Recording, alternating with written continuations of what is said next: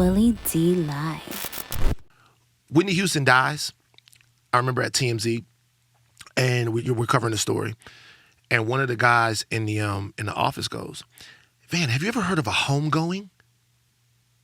And I was like, what do you mean? He's like, she's having a special kind of funeral. She's not having a regular funeral. She's having something called a homegoing, which I'm hearing is a big deal in the black community. Have you heard of a homegoing before?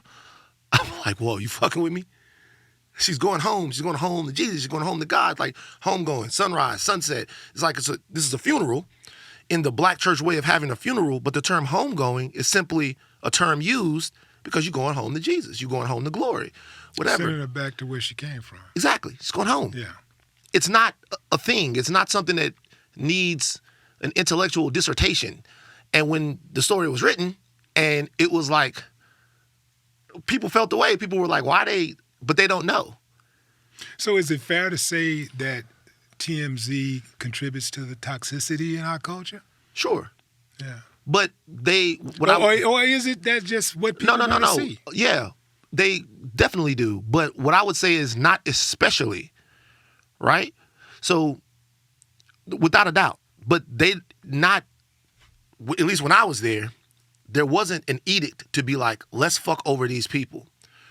It was kind of an understanding that we don't care if we fuck over these people because we don't really care if we fuck over anyone except for the culture that's represented by the people at the top of TMZ. Right? So sometimes it's not about who you're trying to destroy, because what we think sometimes is that if somebody's sitting behind a table and they're making a bunch of decisions, and those decisions are like, let's fuck over black people, let's fuck over gay people, let's fuck over women, let's fuck over the people. What if that's not it? What if you just don't care about how they feel? Not that you're trying to fuck them over, but you just don't care about how they feel. Or you're indifferent. You're indifferent, right?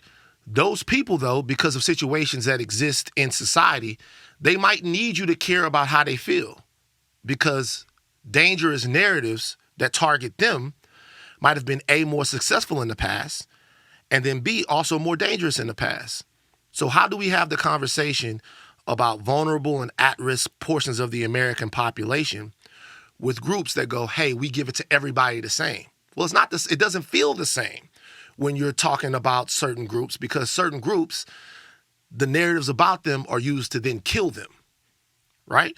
So anytime you're in any place where black people and black culture are not represented at the very tops of that place, you should be having conversations about how black people are portrayed. I remember I had a conversation with a brother from the Nation, and it was something that had happened with the Nation, and I wanted to cover it on TMZ. I wanted to cover it on there. And I was talking with him, and he said to me, I was like, okay, we'll put this on and we'll cover this. And it was a story about them or for them or whatever that was involving them. And he goes, well, we'll just let you know something. You don't have control of how this gets put out there. We know that. However, just to let you know, if this goes up and it goes sideways, we will blame you. I never forgot about that. Because we will have to blame you. It will be your responsibility to shepherd this and have this reflected in a way that's truthful and powerful and not derogatory to us. And I was like, I can't guarantee how the story is going to go because I don't have final editorial voice on anything there. So it's better that, we don't do it. And he respected that.